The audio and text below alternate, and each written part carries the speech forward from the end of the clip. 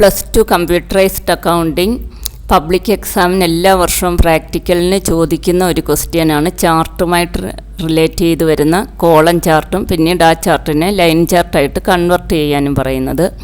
അപ്പോൾ ഇവിടെ തന്നിരിക്കുന്ന ക്വസ്റ്റ്യൻ നോക്കാം. The sales volume of 2 business organisation for the months of January to May 2024 is given below.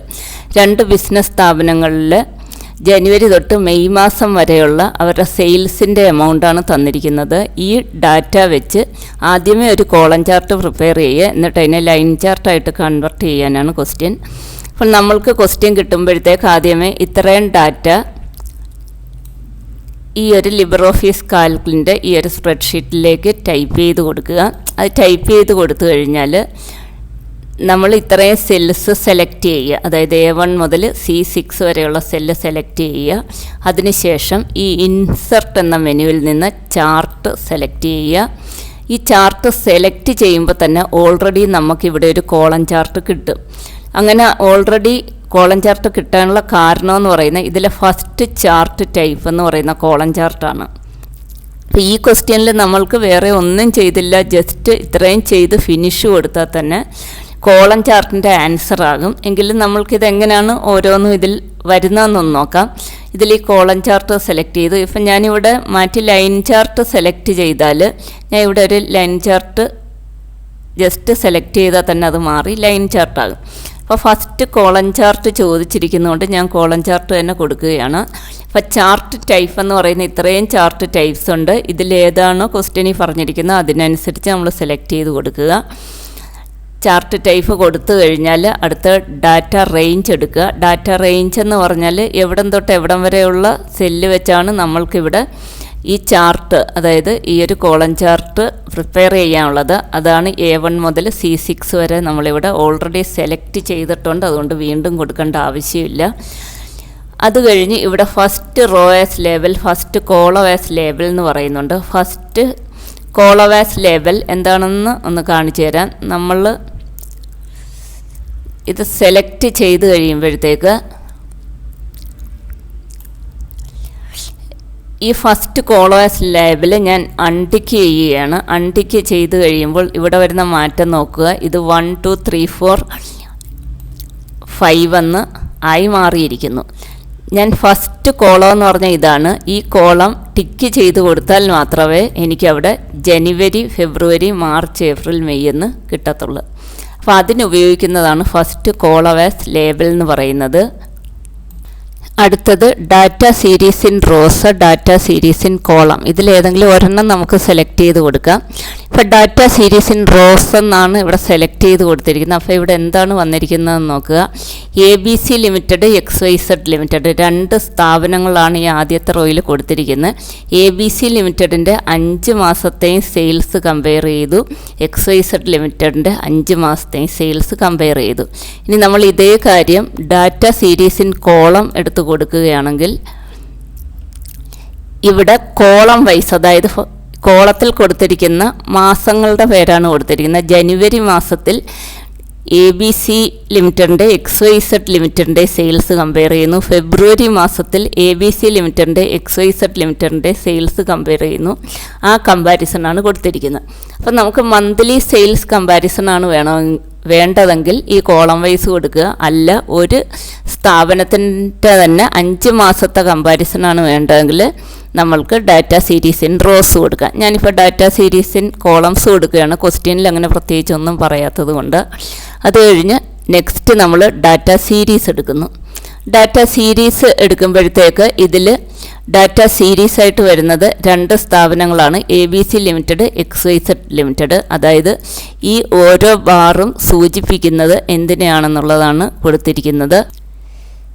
Data series എന്ന് പറഞ്ഞാൽ ഈ ബ്ലൂ കളർ ബാർസ് എല്ലാം ഒരു ഡാറ്റ സീരീസും ഈ ഓറഞ്ച് കളർ ബാർസ് എല്ലാം അടുത്ത ഡാറ്റ സീരീസുമാണ്.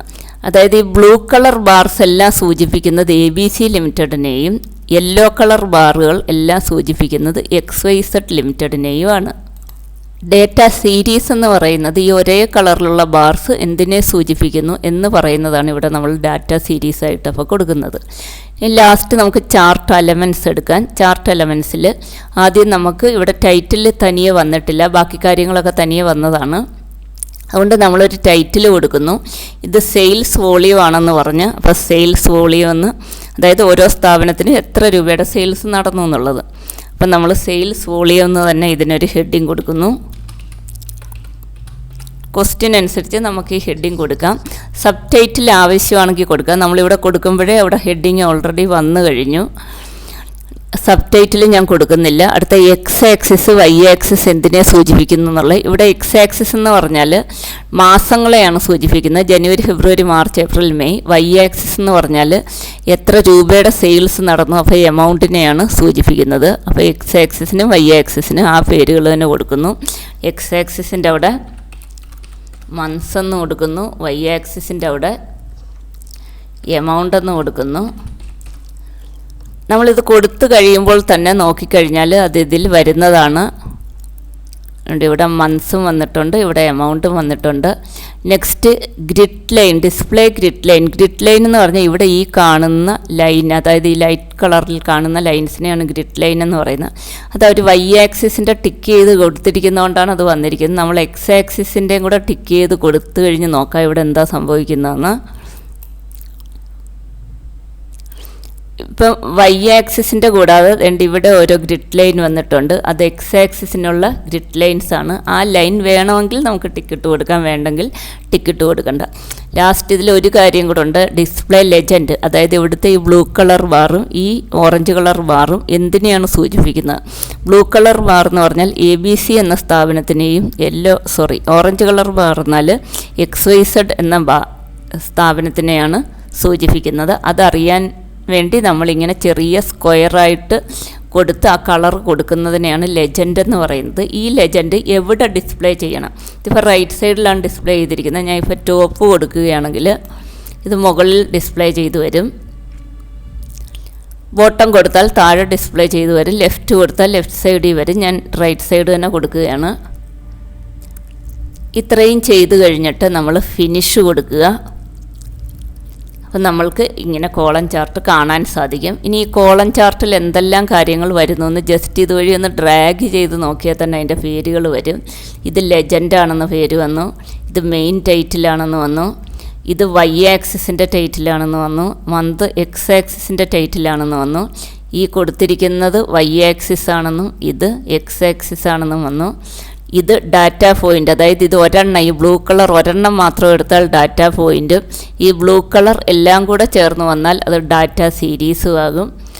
ഇത് വൈ ആക്സിസിൻ്റെ ഗ്രിഡ് ലൈൻ ആണെന്ന് വന്നു. ഇതിൽ വരുമ്പോഴത്തേക്ക് എക്സ് ആക്സിസ് ഗ്രിഡ് ലൈൻ ആണെന്ന് വന്നു. ഇത് ചാർട്ട് ഏരിയ ആണെന്ന് വന്നു. അതായത് ഈ ഒരു റെക്റ്റാങ്കുലർ പോർഷനകത്ത് വരുന്ന ചാർട്ട് ഏരിയ ആണ്. ഇനി ഇതിനകത്ത് ഈ ഗ്രിഡ് ലൈനിനകത്ത് വരുന്നതിനെ നമ്മൾ ഫ്ലോട്ട് ഏരിയ എന്നാണ് വിളിക്കുന്നത്. ഇത്രയും കാര്യങ്ങളിലാണ് ചാർട്ടിൻ്റെ എലമെൻറ്റ്സ് ഏതൊക്കെയാണെന്ന് ചോദിച്ചാൽ പറയാനുള്ളത്. അപ്പം main title, Y axis title, X axis title, legend, data point. ഇതൊരെണ്ണം മാത്രം വരികയാണെങ്കിൽ ഈ ബ്ലൂ കളറെല്ലാം ചേരുമ്പോൾ ഡാറ്റ സീരീസ്, ചാർട്ട് ഏരിയ, ഈ ഗ്രിഡ് ലൈനിനകത്ത് വരുന്നത് പ്ലോട്ട് ഏരിയ. ഇത്രയും കാര്യങ്ങളും കൂടെ ഓർത്ത് വയ്ക്കുക. ഇതിന് ശേഷം നമ്മൾ ഇനി ഈ ക്വസ്റ്റ്യനിൽ പറഞ്ഞിരിക്കുന്നത് ഇതിനെ ലൈൻ ചാർട്ടായിട്ട് കൺവെർട്ട് ചെയ്യാനാണ് പറഞ്ഞിരിക്കുന്നത്. അങ്ങനെ കൺവെർട്ട് ചെയ്യുന്നതിന് വേണ്ടിയിട്ട് നമ്മൾ ഈ ചെയ്തു വച്ചിരിക്കുന്ന ചാർട്ടിൽ ഒന്ന് ഡബിൾ ക്ലിക്ക് ചെയ്യുക. ഡബിൾ ക്ലിക്ക് ചെയ്യുമ്പോൾ നമുക്ക് സെലക്റ്റഡ് ആയിട്ട് വരും. എന്നിട്ട് നമ്മൾ അതിൽ റൈറ്റ് ക്ലിക്ക് ചെയ്യുമ്പോഴത്തേക്ക് ഇവിടെ ചാർട്ട് ടൈപ്പ് ചോദിക്കും. ആ ചാർട്ട് ടൈപ്പിൽ ക്ലിക്ക് ചെയ്ത് കഴിഞ്ഞാൽ നമ്മൾക്ക് ഏത് ചാർട്ടായിട്ട് മാറ്റണോ ആ ചാർട്ട് ഇവിടെ സെലക്ട് ചെയ്യാം.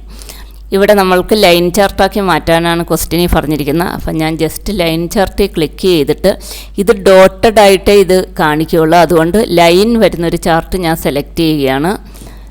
അപ്പോൾ ഇവിടെ പോയിൻറ്റ്സ് ആൻഡ് ലൈൻ ഉണ്ട്, ഇവിടെ ലൈൻ മാത്രമേ ഉള്ളൂ. ഞാൻ പോയിൻറ്റ്സ് ആൻഡ് ലൈൻ ഉള്ളത് സെലക്ട് ചെയ്യുകയാണ്. നിങ്ങൾക്ക് പരീക്ഷയ്ക്ക് ഇഷ്ടാനുസരണം സെലക്ട് ചെയ്ത് കൊടുക്കാം. ഓക്കെ കൊടുക്കുക. അപ്പോൾ രണ്ട് സ്ഥാപനങ്ങളുടെ ABC ലിമിറ്റഡിൻ്റെ ഈ ബ്ലൂ കളറിലുള്ള ലൈന്, XYZ ലിമിറ്റഡിൻ്റെ ഈ ഓറഞ്ച് കളറിലുള്ള ലൈനുമാണ് നമുക്ക് മനസ്സിലാക്കാൻ സാധിക്കും. അപ്പോൾ ചാർട്ട് ഇത്രയും കാര്യങ്ങളാണ് നമുക്ക് പരീക്ഷയ്ക്ക് വേണ്ടി ചെയ്യാനുള്ളത്.